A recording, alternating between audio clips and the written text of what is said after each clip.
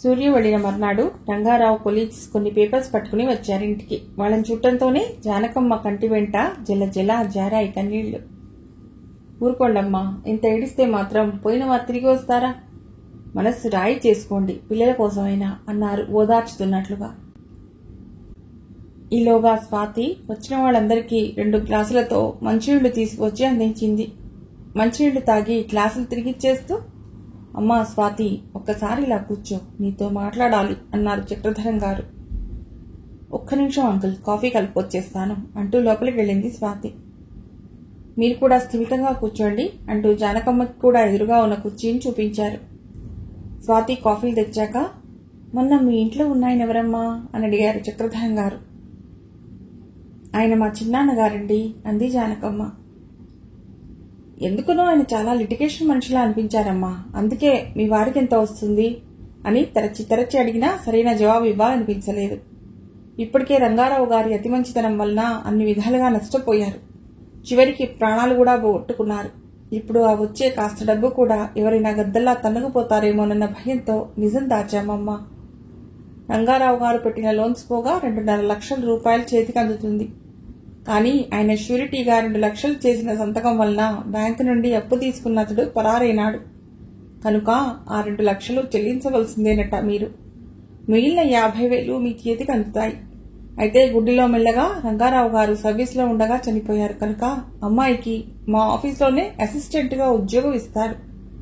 కాకపోతే ఓ 5-6 నెలలు పడుతుంది ఉద్యోగం వచ్చేందుకు అన్నారు చక్రధరం గారు. ఆయన మాటలు వినటంతోనే ప్రాణం లేచి వచ్చినట్లయింది స్వాతికి. ఇన్ని రోజులుగా నా డిగ్రీకి ఉద్యోగం ఏమొస్తుంది అని దిగులు పడుతూ వచ్చిన స్వాతికి వార్త కొండంత బలాన్నిచ్చింది. నిజంగానా అంకుల్, ఎంత చల్లని వార్త చెప్పారు. దిక్కుతోచని స్థితిలో ఉన్న మాకు కొండంత అండ దొరికినట్లుగా ఉంది మీ మాటలు విన్నాక.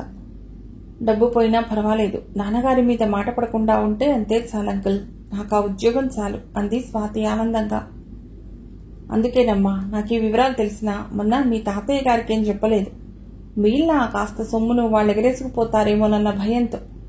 అయితే ఈ పేపర్ల మీద మీరిద్దరూ సంతకాలు చేసిస్తే మిగతాదంతా మేము చూసుకుంటాము అన్నారు చక్రధరం గారు. వాళ్ళు వెళ్లిపోయాక తల్లిని 2 చేతులతో చుట్టేసి, అమ్మా మన కష్టాలన్నీ తీరిపోతాయమ్మా, ఇక తమ్ముడు చదువు గురించి నాకే దిగులు లేదు అంది స్వాతి సంతోషంగా. అవునమ్మా, ఇదంతా మీ నాన్నగారి మంచితనమే, అదే మనల్ని అందరినీ శ్రీరామరక్షగా కాపాడుతుంది. సరేగాని ఈ సంగతి తాతయ్యకు సూర్య మావయ్యకు తెలియజే, వాళ్ళు సంతోషిస్తారు అంది జానకమ్మ. అలాగేనమ్మా అంది తల్లిని వదిలి దూరంగా జరుగుతూ. వాళ్ల ప్రస్తావన రావటంతో అంతవరకు ఉన్న ఆనందం చప్పున చల్లారిపోయింది స్వాతిలో. ఈ వార్త విని తాతయ్య ఏమంటాడు? ఈ పెళ్లికి తనకే అభ్యంతరం లేదంటాడా? ఇప్పుడు అలాగే ఒప్పుకుని పెళ్ళయ్యాక నా జీతం అంతా తమకే చెందాలంటాడేమో. ఎందుకొచ్చిన బాధ? కొన్నాళ్లు నా విషయాలు వాళ్లకు తెలియకపోవడమే మంచిది అనుకుంది స్వాతి. ఆ రాత్రి జానకమ్మతో అంది స్వాతి, అమ్మా ఎలాగో ఉద్యోగం వచ్చేందుకు 5-6 నెలలు పడుతుందన్నారు కదా, ఈలోగా నేను క్లాసులకు అటెండ్ అవుతానమ్మా. ఈ ఎంఏ అయిందనిపిస్తే నాకు తృప్తిగా ఉంటుంది. ఫ్యూచర్లో పీజీ కూడా ఓ అదనపు క్వాలిఫికేషన్గా ఉంటుంది. సరేనమ్మా, అలాగే కాని మెల్లిగా తమ్ముడి దృష్టి కూడా చదువు వైపు మళ్లించు. అసలే ఈ సంవత్సరం 10th రాయాలి వాడు అంది జానకమ్మ. అవునమ్మా, వాడి కెరీర్కి ఇది టర్నింగ్ పాయింట్ లాంటిది. నాన్నగారుంటే ఆ రోజుల్లో నన్ను ఇలా దగ్గర కూర్చొని చదివించేవారు, వాడిని అలా చదివించేవారు అంది స్వాతి బాధగా. మనకంత అదృష్టం ఉంటే ఇలా ఎందుకు జరుగుతుందమ్మా? మంచికి పోతే చెడెదురైనట్లు ఈ ఇంటి సౌభాగ్యాన్నే కొల్లగొట్టింది మీ నాన్నగారి మంచితనం అంటూ కుమిలి ఏడుస్తున్న తల్లిని ఓదార్చేందుకు స్వాతికి మాటలు దొరకలేదు. మనసు బాధతో ముడుచుకుపోగా తల్లి భుజం చుట్టూ చేతులు వేసి దగ్గరకు లాక్కుంది. రవి తల్లి వంక అక్క వంక బేలగా చూస్తూ ధారగా కారుతున్న కన్నీళ్లను చేతులతో తుడుచుకుంటూ అక్క అంటూ స్వాతి భుజం మీద తలవాల్చాడు. తల్లిని తమ్ముణ్ణి చెరో చేత్తో పట్టుకుని వారిద్దరికీ ధైర్యం ఇస్తున్నట్లుగా మెల్లిగా తట్టింది స్వాతి. భగవంతుడా, నాన్నగారు నా మీదుంచిన కర్తవ్యాన్ని సక్రమంగా నిర్వర్తించే బలాన్ని నాకివ్వు తండ్రి అనుకుంటూ మనస్సులోనే ప్రార్థించింది. పెళ్లై సంతోషం లేకుండా ఎప్పుడు చూసినా ప్రత్యాశగా ఉండే మాలతిని చూస్తే చాలా బాధగా అనిపించసాగింది చిరంజీవికి. స్నేహితురాలి గుర్చి మాలతి పడే బాధని తాను అర్థం చేసుకోగలడు. కానీ ఎంతకాలం ఇలా? మాలతితో తన జీవితం ఓ తీయని పాటలా హాయిగా సాగిపోతుందని ఎన్ని కలలు కన్నాడు తను. కాలం వేళ్ల సందుల్లోంచి జారే నీటిలా నిరుపయోగంగా గడిచిపోతూ ఉంటే వారితో పాటు తన ఆశలు కలలు బసివాడిపోతున్నాయి. మాలతి మాత్రం ఇవేవి పట్టనట్లుగా అలా స్తబ్దుగా ఉండిపోతోంది. తన స్నేహితురాలి గురించి ఆలోచించిన దానిలో 10వ వంతైనా నా గురించి ఆలోచించితే అనుకున్నాడు చిరంజీవి బాధగా. ఆ రోజు అలాగే కిటికీ దగ్గర నుంచుని ఎక్కడో ఆలోచిస్తున్నట్లుగా చూస్తున్న భార్యను తట్టి పిలిచాడు చిరంజీవి. మాలతి, ఏమిటి మాలతి ఇది? కొత్తగా పెళ్లైన వాళ్ళం, ఓ ముద్దు ముచ్చట లేకుండా ఇలా స్తబ్దంగా ఉంటే ఏం బాగుంటుంది? మనని చూసి అమ్మా నాన్న ఏమనుకుంటారు? పెళ్లి కాకముందు ఎంత హుషారుగా ఉండేదానివి, ఏమైపోయినదంతా?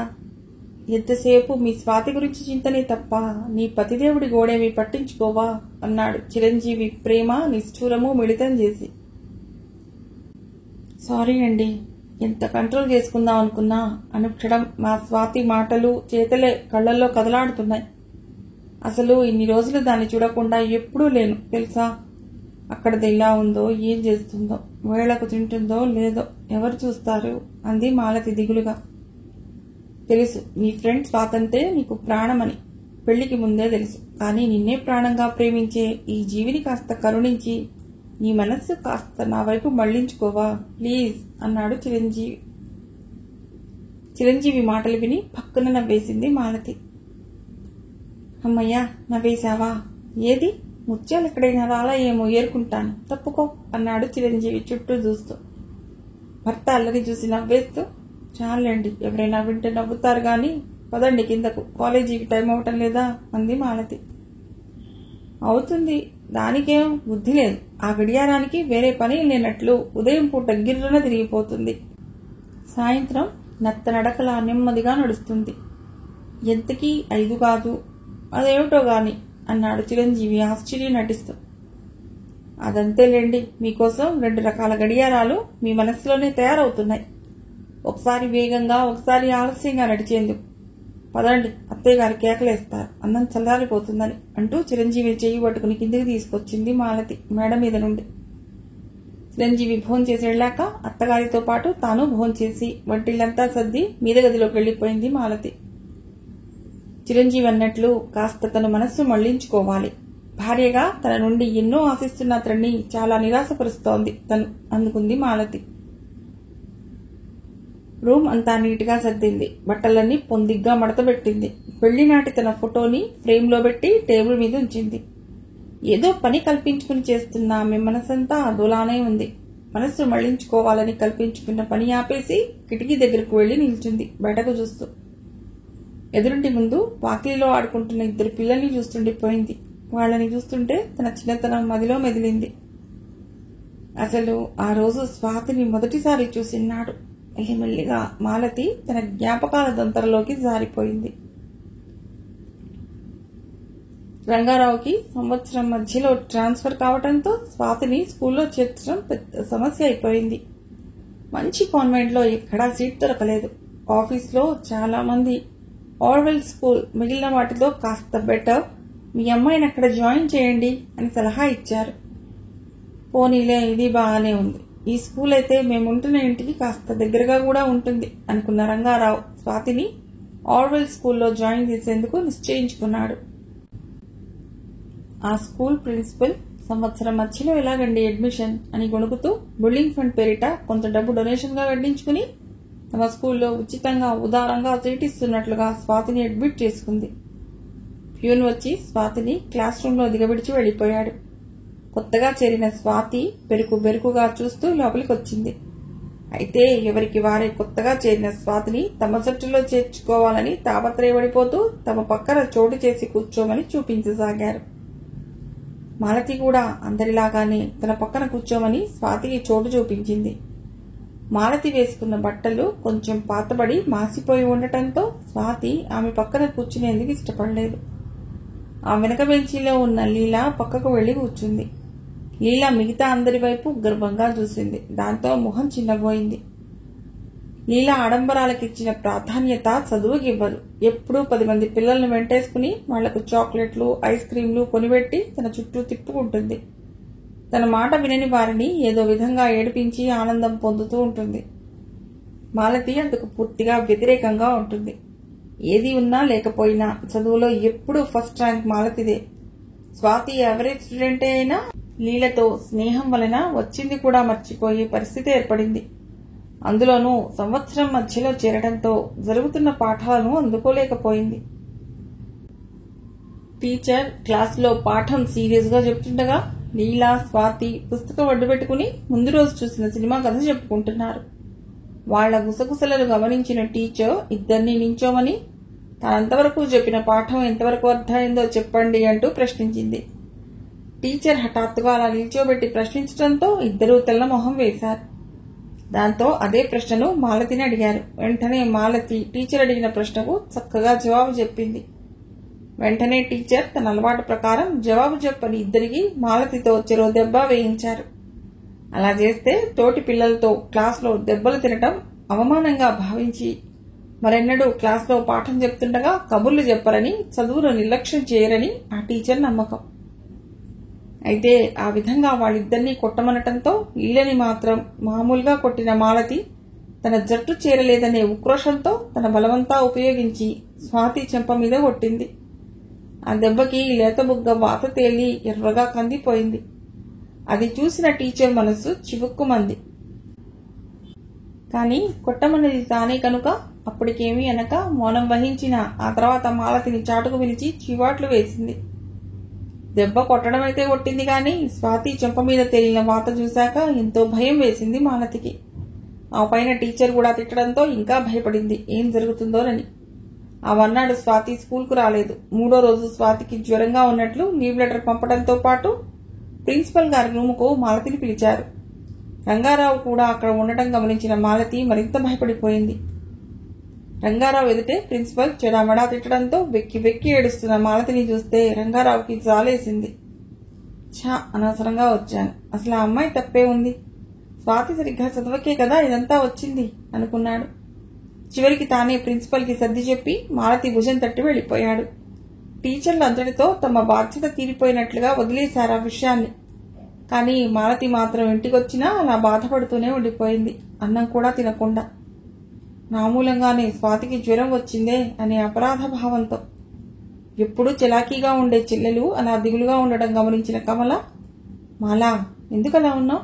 మీ టీచర్ గారేమన్నా అన్నారా, లేక క్లాసులో ఎవరైనా కొట్టారా అని అడిగింది లాలనగా. ఆ మాటలకు చల్లగాలి తగిలిన మేఘంలా బోరునే ఏడ్చేసింది మాలతి. ఏడుస్తూనే జరిగిందంతా చెప్పింది కమలకి.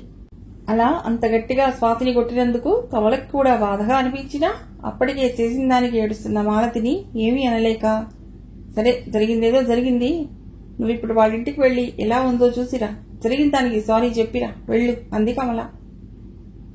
అమ్మో, నాకు భయం, నేను తనని అంత గట్టిగా కొట్టానని వాళ్ళమ్మా వాళ్ళకి చెప్పి నన్ను కొట్టిస్తుందేమో అంది మాలతి గుండెల మీద చేతులుంచుకుని భయంగా. ఏమీ కొట్టించదు, చూడటానికి నువ్వు అలా వెళ్ళటంతోనే సగం కోపం తగ్గిపోతుంది, మిగతా సగం నువ్వు క్షమించమనటంతో పోతుంది అంది కమల అభయం ఇస్తున్నట్లుగా. కమల ఇచ్చిన ధైర్యంతో మనసు చిక్కబట్టుకుని స్వాతి ఇంటికి వెళ్ళింది మాలతి. కాని వాకిట్లో కుక్క భౌమంటూ మీదకు రావటంతో గేటు దగ్గరే ఆగిపోయింది. జంకుగా అలా ఎంతసేపు ఉండేదో. ఈలోగా స్వాతి తల్లి జానకమ్మ కుక్క అరుపు విని బయటకు వచ్చి మాలతిని చూసింది. ఉదయం స్కూలుకు వెళ్లి మట్టి కొట్టుకుపోయిన బట్టలతోనే ఇంటికి వచ్చిన మాలతిని చూసి జానకమ్మ మొహం చిట్లిస్తూ ఎవరు కావాలి అంది విసుగ్గా. మాలతి బితుకు బితుకుమనే గుండెలతో నీలవైపు చూస్తూ, స్వాతి నిన్న ఈరోజు స్కూల్కు రాలేదు, చూసిపోదామని వచ్చాను. స్కూల్కి ఎలా వస్తుంది? ఎవరో రాలుగాయి పిల్ల మా స్వాతి చెంప పగలు పట్టేసింది, దాంతో పిచ్చి పిల్ల బెంగబడి జ్వరం తెచ్చుకుంది అంది. ఆ కొట్టింది తనేనని చెప్పే ధైర్యం లేక ఇప్పుడెలా ఉందండి, ఒకసారి చూడవచ్చా అంది మాలతి మర్యాద ఉట్టిపడుతున్న గొంతుతో. వేసుకున్న బట్టలు బాగా లేకపోయినా మాలతి మాట తీరు నచ్చింది జానకమ్మకు. తమ ఇల్లు స్కూల్కు దగ్గరే కనుక స్కూల్ అయ్యాక ఆటల కోసం అందర్నీ వెంటబెట్టుకొస్తూ ఉండేది స్వాతి. తాను పెట్టినవన్నీ తినేసి హాయిగా ఆడుకుని వెళ్లిన వాళ్లలో ఏ ఒక్కరూ స్వాతిని చూడటానికి రాలేదు. ఈ పిల్ల ఎప్పుడూ తమింటికి రాకపోయినా స్వాతికి బాగోలేదని తెలిసి రావటంతో జానకమ్మ మనస్సు మెత్తబడిపోయింది. స్వాతి కోసం వచ్చావా? రా అమ్మా లోపలికి, అదిగో ఆ గదిలో పడుకుంది, వెళ్ళు అని ఎంతో మృదువుగా అంటూ లోపలికి ఆహ్వానించింది జానకమ్మ, తన చికాకునంతా మర్చిపోయి. మాలతి స్వాతి దగ్గరకు వెళ్లి స్వాతి అంటూ తన పిలుపు తనకే వినబడనంత మెల్లిగా పిలిచింది. ఆ పిలుపుతో మెల్లిగా కళ్ళు తెరిచిన స్వాతి ఎదురుగా మాలతి కనిపించడంతో ఆశ్చర్యపోయింది. అంతలోనే తనని అంత గట్టిగా కొట్టింది కదా అన్న కోపంతో ఎందుకొచ్చావు అంది. స్వాతి అలా కోపంగా అడిగేసరికి మాలతికి దుఃఖం ముంచుకొచ్చింది.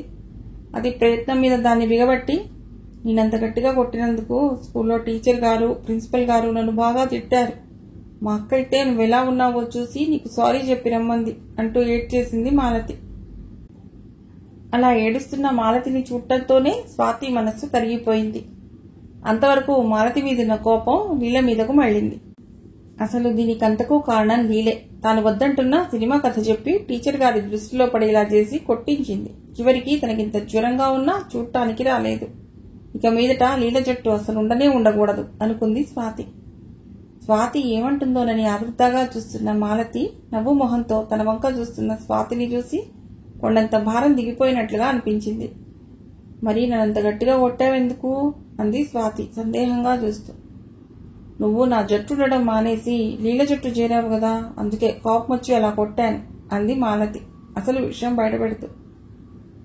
నిజంగా నీ జట్టు లేననే కొట్టావా అంది స్వాతి ఆశ్చర్యంగా చూస్తూ. కొట్టు, నా జట్టు ఉంటే నిన్నెందుకు కొడతాను అంది మాలతి తన అరచెయ్యి తల మీద పెట్టుకుంటూ. సరే అయితే ఇవాళ నుండి మన ఇద్దరం ఒకటి అంది స్వాతి ఉత్సాహంగా.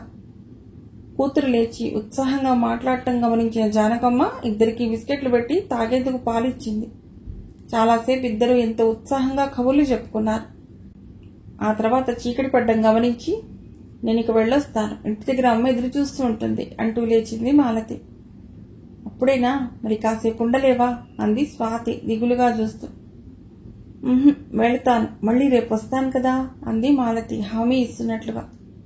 అయితే ఉండు అంటూ పక్కనే స్టూల్ మీద ఉన్న యాపిల్ పండు అందుకుని దాన్ని చాకుతో పోసి 50-50, ఇక మీదట ఏదైనా సగం సగమే మనిద్దరికి అంది స్వాతి మాలతికి యాపిల్ ముక్క అందిస్తూ. తన మనసులోని భావాల్ని వ్యక్తీకరించే భాష స్వాతికి తెలియకపోయినా స్వచ్ఛమైన మనసుతో ఆ విధంగా స్నేహహస్తం అందించింది మాలతికి. దానికి జవాబుగా ఆ ముక్కని ఎంతో ఇష్టంగా అందుకని, సరే అయితే ఇక ముందెప్పుడు మనిద్దరం పోట్లాడుకోకూడదు, ఎప్పుడు కలిసే ఉందాం అంది మాలతి వాగ్దానం చేస్తున్నట్లుగా. అలా ఆ పసి హృదయాలు రెండూ ఒకటైపోయాయి. ఆనాడు అల్లివిల్లిగా అల్లుకున్న స్నేహలత ఇంతింతై వటుడింతై అన్నట్లు ఆకాశమంత ఎత్తు ఎదిగిపోయి విడదీయరానంత బలంగా అల్లుకుపోయింది వారి మధ్య. స్వాతి జ్వరం తగ్గాక మాలతి స్వాతి కలిసి స్కూల్కు రావటం టీచర్లతో సహా అందర్నీ ఆశ్చర్యపరిచింది. స్వాతి స్కూల్కొచ్చాక పగ తీర్చుకుందామని కాచు కూర్చున్న లీల వారిద్దరూ కలిసి రావటం చూసి మరీ ఆశ్చర్యపోయింది. స్వాతి లీలతో పూర్తిగా మాట్లాడటం మానేసింది. మాలతిని చూసి మురికి పిల్ల అని ఈసడించే స్వాతి ఇప్పుడు స్కూల్లో మాలతిని ఒక్క క్షణం కూడా విడిచి ఉండటం లేదు. ఈ సంఘటన జరిగిన తర్వాత క్లాస్లో ఫస్ట్, సెకండ్ ర్యాంకులు స్వాతి మాలతిలవే అయ్యాయి. మాలతితో స్నేహం చేయకముందు టీచర్లు స్వాతిని చూసి అబ్బే ఈ పిల్లకు షోకుల మీదున్న శ్రద్ధ చదువు మీద లేదు అని పెదవి విరిచిన వారు ఇప్పుడు స్వాతి తెచ్చుకునే మార్కులు చూసి తెలివైన పిల్ల అని మెచ్చుకోసాగారు. స్వాతి మాత్రం నీతో స్నేహమే నాకిన్ని పొగడ్తలు తెచ్చిపెడుతోంది చూశావా అంటూ నవ్వేది హాయిగా. రోజులు గడుస్తున్న కొద్దీ మాలతి స్వాతిల మధ్య స్నేహం మరింత గాఢమైంది. వాళ్లు చదవని మంచి పుస్తకం, చూడని మంచి సినిమాలేవంటే అతిశయోక్తి కాదు. చట్టాపట్టాలేసుకు తిరిగే వాళ్ళిద్దరినీ చూసి ఇంట్లో వాళ్లు మగరాయిళ్లలా ఆ తిరుగుళ్లేమిటి అని తిడితే టీచర్లు మాత్రం వాళ్ళిద్దరినీ చూసి నేర్చుకోండి అంటూ మిగతా వారిని మెత్తగా చీవాట్లు వేసేవారు. మాలతికి ఒక అక్క, ఇద్దరు తమ్ముళ్లు. స్కూల్ అయ్యాక బుక్స్ ఇంట్లో పడేసి మాలతితో పాటు వాళ్ళింటికి వచ్చేస్తుంది. మాలతి తమ్ముళ్లతో ఆడుకునేందుకు. అక్కడికి వాళ్ళ ఇల్లు దగ్గరే కావటంతో స్వాతితో స్నేహం కాకముందు మాలతి తన తమ్ముళ్లను అస్సలు దగ్గరకు చేరనిచ్చేది కాదు, తన వస్తువుల్ని పాడు చేస్తున్నారంటూ. కానీ స్వాతి నాకు తమ్ముళ్లు లేరు, ఎంచక్కా నీకు ఇద్దరు తమ్ముళ్లున్నారు, నాకు తమ్ముళ్ళు ఇవ్వకూడదు ఆడుకునేందుకు అనేది ఏదో ఆట వస్తువు అడిగినట్లుగా. మాలతి స్నేహితురాలి కోరిక తీర్చాలని ఆ మాట తల్లితో చెప్పింది. అది విన్న ఇందిరమ్మ, ఒక్కడే కర్మ, నీకు కావాలంటే ఇద్దరిని ఇచ్చేస్తుంది మా మాలతి, తీసేసుకో అంది నవ్వుతూ. నిజంగానా అని అడిగింది స్వాతి ఆశ్చర్యంగా చూస్తూ. అలా అమాయకంగా అడుగుతున్న స్వాతికి ఎలా సమాధానం చెప్పాలో అర్థం కాని ఇందిరమ్మ, వీళ్ళిద్దరూ మాలతికే కాదు నీకు తమ్ముళ్లే, కానీ చిన్నవాళ్లు కదా, నన్ను విడిచి ఉండలేరు, పెద్దయ్యాక తీసుకుపోదు గాని, అంతవరకు రోజు ఇక్కడికి వచ్చి ఆడుకో అంది నవ్వుతూ. ప్రస్తుతం తీసుకువెళ్లవద్దన్నందుకు నిరాశపడినా తర్వాత ఇచ్చేస్తానన్నందుకు ఎంతో సంతోషపడింది. తనకి తినమని తల్లి ఇచ్చే బిస్కెట్లు చాక్లెట్లు దాచి ఉంచి వాసుకి శ్రీకాంత్కి తెచ్చిచ్చేది ఎంతో ప్రేమతో. స్వాతిని చూసి తమ్ముళ్లు ఉండటం గొప్పగా భావించిన మాలతి తాను కూడా వాళ్ళని ప్రేమగా చూడసాగింది. ఇద్దరిళ్లు కాస్త దగ్గర కావటంతో దాదాపు నిద్రవేళ వరకు ఒకే చోట గడిపేవారిద్దరు. రోజులు గడుస్తున్న కొద్దీ స్వాతికి పరిస్థితులు అర్థం కాసాగే. మాలతి తమ్ముళ్లు తన తమ్ముళ్లు కారని, వాళ్ళు పెద్దవాళ్లయ్యాక కూడా ఇందిరమ్మ తనకు ఇవ్వదని అర్థం చేసుకుంది. నాకు ఓ తమ్ముడుంటే ఎంత బాగుండును అనుకోసాగింది. అలాంటి సమయంలో ఓ రోజు సాయంత్రం స్కూల్ నుండి వచ్చిన స్వాతిని రంగారావు ముద్దులతో ముంచెత్తుతూ, ఒరే తల్లి, తొందరలోనే అమ్మ నీకో చిట్టి తమ్ముడినో చెల్లెలనో ఇస్తుందిట్రా అంటూ తను బజార్ నుండి తెచ్చిన స్వీట్ ను కూతురి నోటికి అందించాడు. ఆ మాట విన్న స్వాతి ఆనందానికి అంతే లేదు. నాకు చెల్లి వద్దు నాన్నగారు, మాలతిలా నాకు తమ్ముడే కావాలి అంది స్వాతి ఉప్పొంగే సంతోషంతో. తప్పు, అలా అనకూడదు. దేవుడు ఎవరినిస్తే వాళ్ళని నువ్వు బహుమతి అనుకుని స్వీకరించాలి అన్నాడు రంగారావు లాలనగా. సరే అయితే ఈ సంగతి మాలతికి చెప్పొస్తా అంటూ తండ్రి తెచ్చిన స్వీట్ బాక్స్ లో నుండి చేతికి అందినన్ని స్వీట్స్ పట్టుకుని బట్టలైనా మార్చుకోకుండా మాలతి ఇంటికి పరుగు తీసింది స్వాతి. వెనక నుండి జానకమ్మ, పాలు తాగిపోవే అంటున్నా వినిపించుకోకుండా. పిచ్చి పిల్ల, దానికి ఎంత దోస్తే అంత, ఏమిటో ఈ బంధం. ఈ పిల్లంటే పంచప్రాణాలు పెడుతుంది. ఆ పిల్ల కూడా ఒక్క క్షణం దీన్ని విడిచి ఉండటానికి ఇష్టపడదు అంది జానకమ్మ కూతురు వెళ్లిన వంకే ఆపేక్షగా చూస్తూ. పుట్టబోయే తమ్ముడి కోసమని తన బొమ్మలు ఆట సామాన్లు జాగ్రత్త చేయసాగింది. నేను మా తమ్ముడు గాని చెల్లి గాని పుడితే ఇలా ఆడిస్తాను, అలా ఆడిస్తాను అంటూ స్వాతి చెప్పే కబుర్లన్నీ ఎంతో ఆసక్తిగా వినేది మాలతి. వాళ్ల కబుర్లు ఎలా ఉండేవంటే వాడు పుట్టిన వెంటనే తమతో ఆటలకు వచ్చేస్తాడన్నట్లుండేవి. జానకమ్మ పండంటి మగపిల్లవాడికి జన్మనిచ్చింది. వాడి బుల్లి బుల్లి కాళ్ళు చేతులు చూసి ఎంతో ఆశ్చర్యపోయేది స్వాతి. వాడు నవ్వినా ఏడ్చినా అటు ఇటు కదిలినా ఏదో అపురూప దృశ్యంలా చూస్తుండేది. వాడిని విడిచి బడికి వెళ్లాలన్నా స్వాతి ఇష్టపడేది కాదు. రోజు రంగారావు జానకమ్మ ఎంతో బుజ్జగించి బడికి పంపేవారు. పూర్వం స్వాతి మాలతి ఇంటి దగ్గరే గడిపితే ఇప్పుడు మాలతి స్వాతి ఇంట్లోనే గడుపుతోంది. ఇద్దరూ మంచం చుట్టూ చేరి రవి రవి అంటూ జానకమ్మ ఎంత వారిస్తున్నా వినకుండా పోటీలు పడి ఎత్తుకునేవారు. రోజులు నిమిషాల్లా అతి సంతోషంగా గడిచిపోతున్నాయి. మాలతి స్వాతి 10th లోకి వచ్చారు. సిసింద్రిలా తిరిగే చిన్నారులిద్దరూ 10th క్లాసులోకి రావడంతోనే పెద్ద ఆరిందాలా ఫీల్ అయిపోతూ బాల్యం ఎంతో మధురమైంది కదూ అని చిన్నప్పటి చెంపదెబ్బలు, తర్వాత తమ స్నేహం ఆటపాటలు తలుచుకొని నవ్వుకునేవారు. ఇంట్లో పెద్దవాళ్లు కూడా వాళ్ళిద్దరి స్నేహానికి ఎటువంటి అభ్యంతరం తెలుపలేదు. 10th పరీక్షలు రాసేసి ఫలితాల కోసం ఎదురు చూస్తున్నారు స్నేహితురాళ్ళిద్దరూ. ఆ రోజు స్వాతి మాలతి ఇంటికి వెళ్లేసరికి మాలతి భవిష్యత్తుపై చర్చ నిర్ణయం జరిగిపోతున్నాయి. అయితే అందులో మాలతి అభిప్రాయం ఏమిటని విశ్వనాథం గాని ఇందిరమ్మ గాని అడగలేదు. చాలని మధ్యతరగతి సంసారంలో ఉండే ఒడిదుడుకులు ఆ ఇంటా ఉన్నాయి. పెద్ద కూతురు కమలని పెద్ద మనిషి అయిన వెంటనే 8వ తరగతి చదువుతున్న దాన్ని చదువు మాన్పించారు. కమల చదువుకుంటానని ఎంత గొడవ పెట్టినా వినకుండా, నువ్వు పెద్ద చదువులు చదివితే ఇంకా పెద్ద చదువులు చదివిన వరుణ్ణి మేం తేలేము అంటూ కనీసం 10th వరకైనా కమలని చదివించలేదు. ఇప్పుడు చదువు మాన్పించి 5 ఏళ్లైనా ఏ సంబంధమూ కుదరక, అటు చదువు లేక ఇటు పెళ్లి జరక్క రెంటికి చెడిన రేవుళ్లా ఉండిపోయింది కమల. తల్లిదండ్రులు చేస్తున్న చర్చలంతా వింటున్న కమల అంది, నాకెలాగూ చదువుకునే అదృష్టం లేకుండా పోయింది, కనీసం దాన్నైనా చదువుకోనివ్వండి నాన్న. ఎలాగూ నా పెళ్లైతే గాని మాలతి పెళ్లి చేయలేరు కదా, అదేం చేస్తుంది, ఇంట్లో గోళ్లు గిళ్లుకుంటూ కూర్చోవాలి నాతో పాటు. అది కాదు కమల, మాలతి ఇంకా చదువుతూ పోతే దాని చదువుకు తగిన వరుణ్ణి తెచ్చి పెళ్లి చేయగలనా నేను అన్నాడు విశ్వనాథం. వద్దు నాన్న, ఈ మాటే చెప్పి ఆనాడు నన్ను స్కూల్ మాన్పించారు. 5 సంవత్సరాలైనా ఇంతవరకు ఒక్క సంబంధమూ కుదరలేదు. ఇప్పుడంతా నన్నేమంటున్నారు, బొత్తిగా 8వ తరగతా అని అడుగుతున్నారు. రేపు చెల్లాయిని అలాగే అంటారు, 10th క్లాసు ఓ చదివేనా అని. అప్పట్లో మీకు ఎదురు చెప్పే ధైర్యం లేక తలవంచాను నేను. కానీ ఈసారికి నా మాట విని చెల్లాయిని కాలేజీలో చేర్చండి నానా అంది కమల ప్రాధేయపడుతున్నట్లుగా. అది కాదే కమల, దీని వెనుక వాసు, శ్రీకాంత్ చదువులోకి ఎక్కి వస్తున్నారు. నాన్నగారికి 3 చదివించే తాహత ఎక్కడుందే అంది ఇందిరమ్మ. ఇంకా తమ్ముళ్ళిద్దరూ ఆ స్థాయికి చేరలేదు కదమ్మా, అందాక నా మాట విని దాన్ని చదువుకొనివ్వండి అంది కమల. అంతలోనే స్వాతి రావటంతో మాలతి ఎదురెళ్లి లోపలికి తీసుకొచ్చింది. ఏమిటే మాలతి, ఇంట్లో అంతా చాలా సీరియస్ గా కనబడుతున్నారు అని అడిగింది స్వాతి. ఏముంది, నన్ను కాలేజీలో చేర్పించాలా వద్దా అని అంది. అయితే ఏం తేల్చారు? తేల్చడానికి ఏముంది, అక్కెంత గోలబెట్టినా వినకుండా 8th క్లాస్తోనే దాని చదువు ఆపేశారు. కానీ ఇంతకాలమైనా సరైన సంబంధం ఒక్కటి కుదరలేదు. నాన్నకొచ్చే కొద్దిపాటి జీతం, అమ్మ చేసే చిన్న చిన్న పొదుపులతో సంసారం గడవటానికే బుటాబుటీగా సరిపోతోంది. పెళ్లివారడిగే కట్నాలు, గుంతెమ్మ కోరికలు నాన్నగారు ఎక్కడ తీర్చగలరు? ఇప్పుడు కొత్తగా మరో చిక్కు వచ్చి పడింది. అక్క చదువు తక్కువని, అందుకే అక్క నన్ను కాలేజీలో చేర్పించమని గట్టిగా చెప్తోంది. ఇంతలోనూ వచ్చావు. బాగుందే, మరి నీ అభిప్రాయం ఏమిటి అంది. ఇంకా అర్థం కాలేదా? అమ్మా నాన్న ఏం చెప్తే అదే. మరి నీ సంగతి ఏమిటి అంది మాలతి కుతూహలంగా చూస్తూ. నా సంగతి మరీ ఘోరంగా ఉందే మాలతి. అన్నీ ఉన్నా అల్లుడి నోట్లో శని అన్నట్లు మా అమ్మకు నా పెళ్లి చేసేయాలని చాలా తొందరగా ఉంది. నాన్నగారేమో దానికి ఇంకా పసితనమే వదలలేదు. అప్పుడే పెళ్లేమిటి అంటారు. కానీ అమ్మ వినదు. మా సూర్యమావయ్య తెలుసు కదా నీకు, తను ఎంఏ చదువుతున్నాడు. తన్ని ఎవరైనా ఎగరేసుకుపోతారేమోనని అమ్మ భయం. ఎంత చెప్పినా ఒకే మొండి పట్టుదల. అమ్మ ఇలా అంటోందని నాన్నగారి ఆఫీసులో చెప్తే అంతా ఒక్కటే నవ్వారట. వాళ్లంతా నవ్వుతున్నారని నాన్నగారంటే నవ్వితే నవ్వనివ్వండి. వాళ్ల కోసం రత్నం లాంటి నా తమ్ముడిని చేజార్చుకుంటామా ఏమిటి? కావాలంటే తర్వాత చదువుకుంటుందిలేండి. ఏం పెళ్లిళ్ళయ్యాక ఎంతమంది చదువుకోవటం లేదు అంది.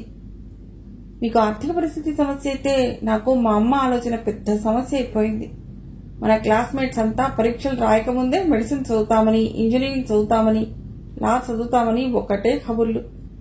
ఆఖరికి ఆ ముద్దు పిల్ల లీల పరీక్షల్లో కాపీలు కొట్టేది కూడా లా చదువుతానని గొప్పలు పోతోంది.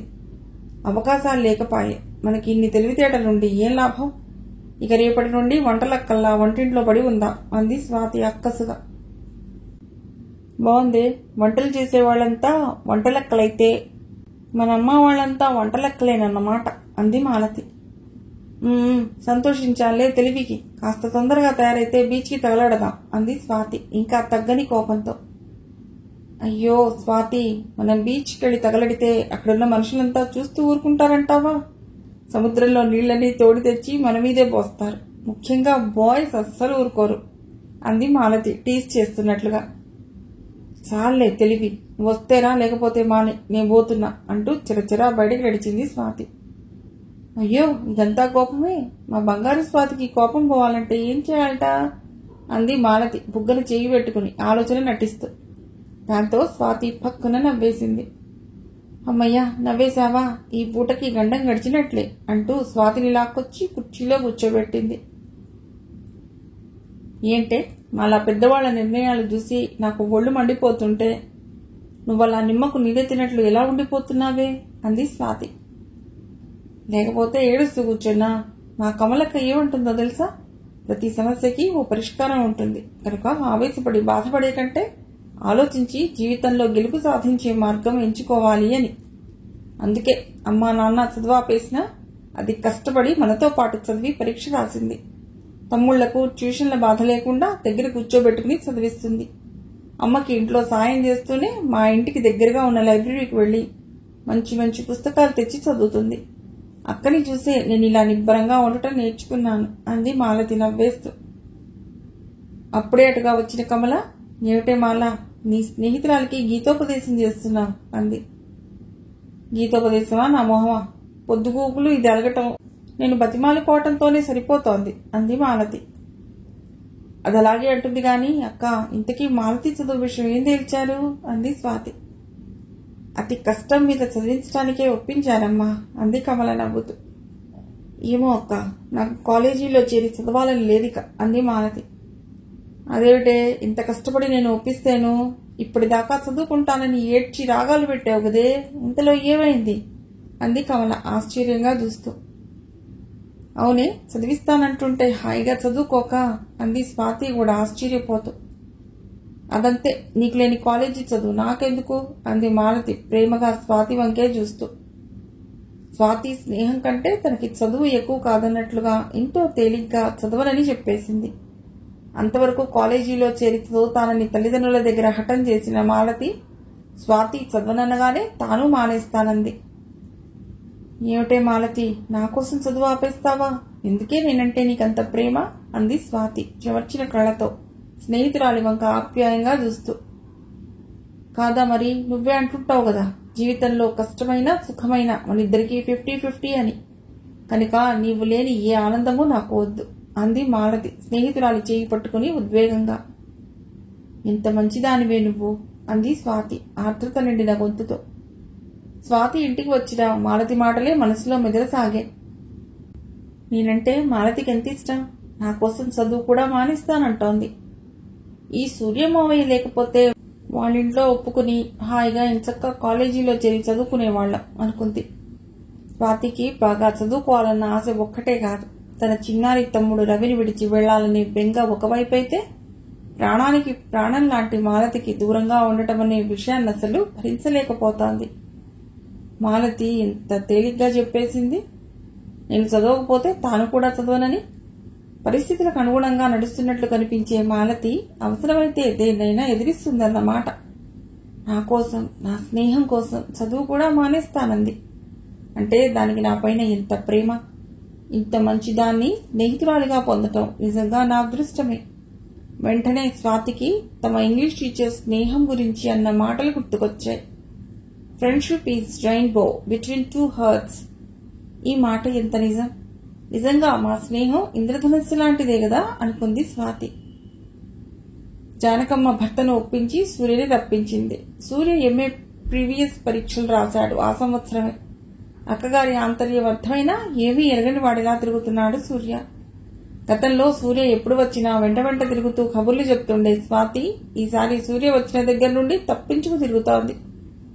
అంతకుముందు స్వాతిపై ఎలాంటి అభిప్రాయమూ లేని సూర్యకి యవ్వనం తెచ్చిన కొత్త శోభనతో అప్పుడప్పుడే రేకులు విచ్చుకుంటున్న గులాబీ లాంటి స్వాతి సౌందర్యం కట్టిపడేసింది. యవ్వన ప్రాంగణంలో అడుగుడిన పసితనం ఛాయలు వీడని స్వాతి లేడి పిల్లలా గంతులేస్తూ తన తమ్ముడు రవితో పాటు ఆడుకుంటున్న స్వాతి రూపం మరింత ఆకట్టుకుంది సూర్యని. తన భయాల్లో తానుండటం వల్ల సూర్య తనని గమనిస్తున్నాడనే ఆలోచన గాని, అతనిని చూడాలనే కుతూహలం గాని స్వాతిలో కలగలేదు. అసలు అలాంటి యవ్వన సహజమైన కోరికలు ఆమెలో లేనే లేవు. తన చదువుకు ఆటంకంగా మారిన సూర్య స్వాతి కంటికో విలల్లా కనిపించడంతో సూర్యని తప్పుకు తిరుగుతోంది. ఆమె అలా తటిల్లతలా మెరిసి మాయమవ్వటం చూసి సిగ్గేమో అనుకున్నాడు. వాళ్ళిద్దరినీ ఏకం చేయాలని తపన పడే జానకమ్మ పనిగట్టుకుని కూతుర్ని పిలిచి, స్వాతి, మావయ్య కాఫీ ఇచ్చిరా అంది. స్వాతి విసుకుంటూనే కాఫీ తీసుకువెళ్లి, కాఫీ తీసుకో అంటూ ఠక్కున గ్లాస్ చప్పుడయ్యేలా టేబుల్ మీద పెట్టి వెనుదిరిగింది.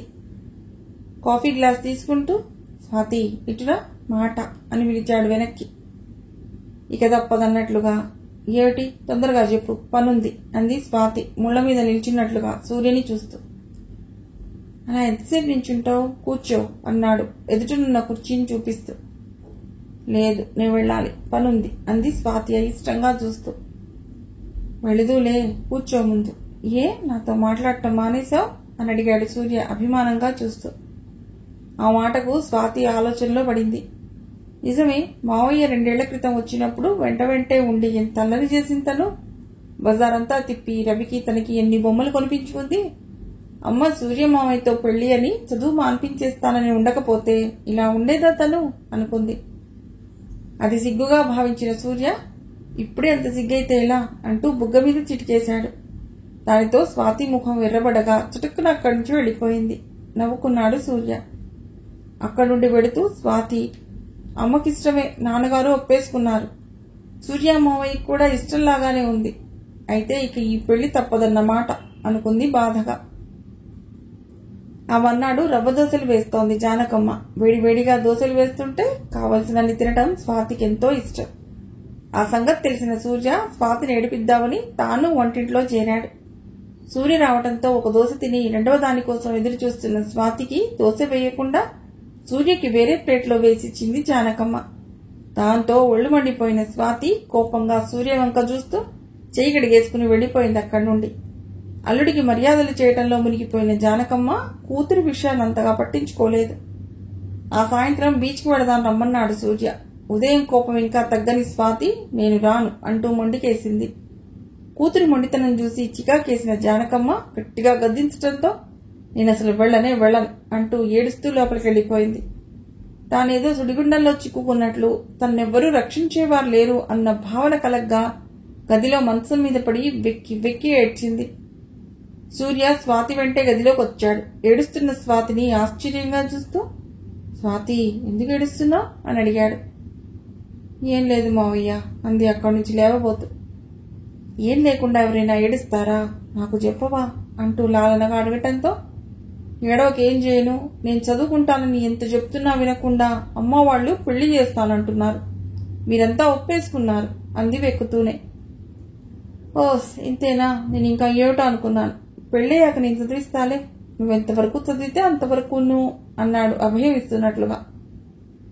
ఏం కాదు, నేను ఇప్పుడే పెళ్లి చేసుకోను, నాకు మా తమ్ముడు రవి కావాలి, నా ఫ్రెండ్ మాలతి కావాలి, వీళ్ళు అక్కడికి రారు కదా అంది అమాయకంగా. నాకు ఈ బొమ్మ కావాలి అంటూ పసిపిల్ల మారాన్ చేసినట్లుగా స్వాతి అడిగిన తీరు చూస్తే జాలేసింది సూర్యకి. ఈ పసిదానికి అప్పుడే పెళ్ళేమిటి అనుకున్నాడు. కానీ తనంటే ఇష్టమా కాదా అనే మాటను అడగకుండా ఉండలేకపోయాడు. పోనీ పెళ్లి ఇప్పుడప్పుడే చేసుకోవద్దులే, మరి నేనంటే ఇష్టమేనా నీకు అని అడిగాడు సూర్య మృదువుగా స్వాతి చెంపలను రుమాలతో అద్దుతూ. పెళ్లి చేసుకోనక్కర్లేదని చెప్పడంతో ఆనందపడిపోయిన స్వాతి ఆ క్షణంలో సూర్య తన ప్రాణమడిగినా ఇవ్వటానికి సిద్ధమైపోయింది. అందుకే ఓ నువ్వంటే చాలా ఇష్టం మావయ్య నువ్వెంత మంచివాడివి అంటూ సూర్య మెడ చుట్టూ చేతులు వేసి చుట్టుకున్న బుగ్గ మీద ముద్దు పెట్టుకుంది. తండ్రి తనకిష్టమైన పని ఏదైనా చేసినప్పుడు తన సంతోషాన్ని తండ్రికి ఇలాగే తెలియజేస్తుంది స్వాతి.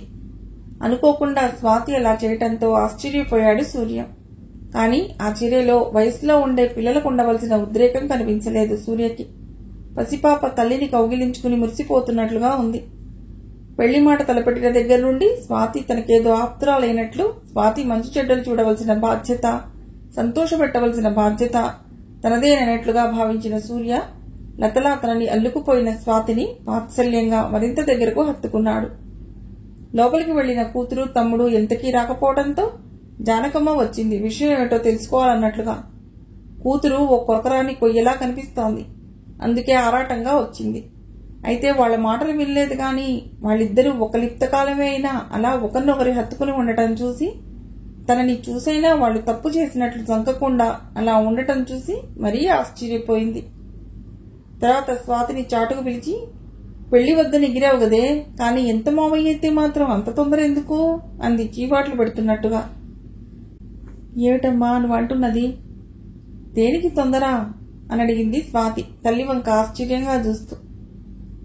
ఏ నంగనాచితనం నేర్చావే, నిన్నేమో వాడి మొహం చూస్తేనే చిటపటలాడావు, ఇవాళ పెళ్లి కాకుండానే హవ్వా అంది జానకమ్మ బుగ్గలు నొక్కుంటూ. తాను మావయ్యతో మాట్లాడటం చూసి అలా అనుకుంటోంది తల్లి అనుకున్న స్వాతి, ఇప్పుడు మాత్రం పెళ్ళెవరు చేసుకుంటా ఉన్నారు అంది స్వాతి చిరాగ్గా చూస్తూ. ఇదేం చోద్యమే అని నోరు వెళ్లబెట్టేసింది జానకమ్మ. ఆ రాత్రి సూర్య అక్కతోనూ బావగారితోనూ చెప్పాడు. బావగారు, స్వాతిని చేసుకునేందుకు నాకెలాంటి అభ్యంతరమూ లేదు, తానింకా చిన్నపిల్లే కదా, చదువుకుంటానని సరదా పడుతోంది, చదువుకోనివ్వండి. ఈ కాలంలో డిగ్రీ అయినా లేకపోతే అది చదువు కింద లెక్కే కాదు. అదీ కాక నాకు ఇంకా చదువు పూర్తి అవ్వాలి, ఉద్యోగం రావాలి, వీలైతే రీసెర్చ్ చేసి పీహెచ్డీ తీసుకుందాం అనుకుంటున్నాను. వీటన్నిటికీ చాలా టైం పడుతుంది కనుక స్వాతినేమి ఇబ్బంది పెట్టకుండా చదువుకోనివ్వండి హాయిగా. ఇక అమ్మా నాన్నల విషయం అంటారా, వాళ్ళకి నేను ఎలాగో నచ్చజెప్తాను. వాళ్లకొక్కటే తొందరగా ఉంది, నాకు పెళ్లి చేసి మనవాళ్లను ఎత్తుకోవాలని అన్నాడు సూర్య నవ్వేస్తూ. కాదేమిట్రా, మరీ నీ తర్వాత ఇంకెవరూ లేరాయే, వాళ్ళ అచ్చటా ముచ్చటా ఎలా తీరేను అంది జానకమ్మ. నువ్వు కూడా ఏమిటక్క పాతకాలపు దానిలా, చదువైన కాళ్ల మీద నేను నిలబడే వరకైనా ఆగాలి కదా అన్నాడు సూర్య. సూర్య మాటలు వినటంతో మొదట సంతోషపడింది రంగారావే. భార్య మాట కాదనలేక ఒప్పుకున్నాడే గాని స్వాతికి ఇప్పుడప్పుడే పెళ్లి చేయటం అస్సలు ఇష్టం లేదు. దానికి అనుగుణంగానే బావమరిది మాటలుండటంతో అలాగే సూర్య, నువ్వన్నట్టే చేద్దాం అన్నాడు ఉత్సాహంగా.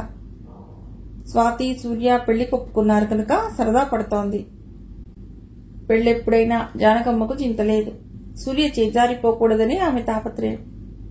సూర్య అక్కడ ఉండగానే 10th పరీక్షా ఫలితాలు తెలిశాయి. ఇద్దరికి ఫస్ట్ క్లాస్ రావడమే కాదు, ఎప్పటిలాగానే మాలతి ఆ స్కూల్, అదీగాక ఫస్ట్ గాను స్వాతి సెకండ్ గాను వచ్చారు. ఈ చదువు వార్త తెలియడంతోనే 2 ఇళ్లలోనూ ఆనందం పరవళ్లు దొక్కింది. స్వాతికి సూర్య మంచి ఫౌంటైన్ పెన్ కానుగ్గా ఇచ్చాడు. రంగారావు స్వాతికి మంచి రిస్ట్ వాచ్ కొనిచ్చారు. జానకమ్మ స్వాతికి, మాలతికి ఒకేలాంటి బట్టలు తీసిచ్చింది. అవి చూసిన స్వాతి ఆశ్చర్యపోతూ మా అమ్మ ఎంత మంచిదో అంటూ తల్లి బుగ్గ మీద ముద్దు పెట్టుకుంది, 2 చేతులతో చుట్టేస్తూ. మాలతి తండ్రి విశ్వనాథం డబ్బులిచ్చి స్వాతిని, మాలతిని సినిమాకు వెళ్లి రమ్మన్నాడు. అంతకు మించిన ఆర్థిక స్తోమత లేదా ఆయనకు. పిల్లలందరూ కలిసి ఆ పూట సరదాగా సినిమాకి వెళ్ళొచ్చారు. ఆ రోజు స్వాతి పుట్టినరోజు. ఆకాశం నీళ్ల రంగు పట్టులంగా మీద తెల్లని మోణి వేసుకుని, క్రితం పుట్టినరోజుకు చేయించిన పగడాల నెక్లెస్ మెడలో వేసుకుని వచ్చి తల్లిదండ్రులకు నమస్కరించింది స్వాతి. ఆ అలంకరణలో స్వాతి ఎంతో అందంగా కనిపించడంతో స్వాతిని అపురూపంగా దగ్గరకు తీసుకుని ముద్దులాడారు. ఇలాగే కళకళలాడుతూ 10 కాలాల పాటు చల్లగా ఉండమని మనసారా ఆశీర్వదించారు. స్వాతి తన గదిలో కూర్చుని ఏదో పుస్తకం తిరిగేస్తుండగా ఆ గదిలోకి వచ్చిన సూర్య చప్పుడు చేయకుండా వెళ్లి వెనక నుండి ఆమె కళ్లు మూశాడు. స్వాతి ఉలిక్కిపడింది. కళ్లు మూసింది ఎవరో గుర్తించి, ఏమిటి మావయ్య ఇది అంటూ విసురుగా చేతులు లాగేసింది. దాంతో చిన్నబోయింది సూర్య ముఖం. బాధపడినట్లుగా దూరంగా వెళ్లి నిల్చున్నాడు మౌనంగా. సూర్యముఖం చూసిన స్వాతి నొచ్చుకుంటున్నట్లుగా దగ్గరికి వెళ్లి, సారీ మావయ్య, హఠాత్తుగా కళ్లు మూసేసరికి చికా కనిపించి అలా అరిచేశాను. కోపం వచ్చిందా నా మీద అంది క్షమాపణ కోరుతున్నట్లుగా. ఆ మాటలతో మామూలుగా అయిపోయిన సూర్య, లేదులే స్వాతి, నేను రేపు వెడదాం అనుకుంటున్నాను అన్నాడు. ఏం అప్పుడే వెళ్తానంటున్నావు, ఇంకా సెలవులున్నాయి కదా నీకు అంది స్వాతి ఆశ్చర్యంగా చూస్తూ. ఇక్కడ ఉండి నిన్ను చూస్తూ నన్ను నేను అదుపు చేసుకోలేకపోతున్నాను స్వాతి అని చెప్పలేకపోయాడు సూర్య. కాదు, నా మీద కోపం వచ్చి నువ్వు పెడతానంటున్నావు. సారీ అన్నాను కదా అంది స్వాతి సూర్య చేయి పట్టుకుంటూ. నీ మీద కోపమా? నీ మీద ప్రేమ తప్ప కోపం ఎప్పుడైనా వచ్చిందా నాకు అన్నాడు సూర్య అనురాగంగా స్వాతి వంక చూస్తూ. ఎందుకు మావయ్య నేనంటే అంత ఇష్టం నీకు అని అడిగింది స్వాతి అమాయకంగా చూస్తూ. ఇష్టానికి కారణం ఏమని చెప్పను, ఎలా చెప్తే నీకు అర్థమవుతుంది? వెన్నెల ఎందుకు కాస్తుందో, సెలయేరు గలగలా ఎందుకు పారుతుందో చెప్పగలమా? ఇది అంతే అన్నాడు సూర్య భావోద్వేగంతో. ఏమిటో నీదంతా కవితా ధోరణి, నాకేం అర్థం కాదు అంది స్వాతి. అదే కదా నా బాధంతా. ఈ అందాల స్వాతికి 16 ఏళ్లైతే వచ్చాయి గాని మనస్సు మాత్రం 6 ఏళ్ల పసిపాపలా ఉంది అంటూ దగ్గరికి తీసుకుని హృదయానికి హత్తుకున్నాడు.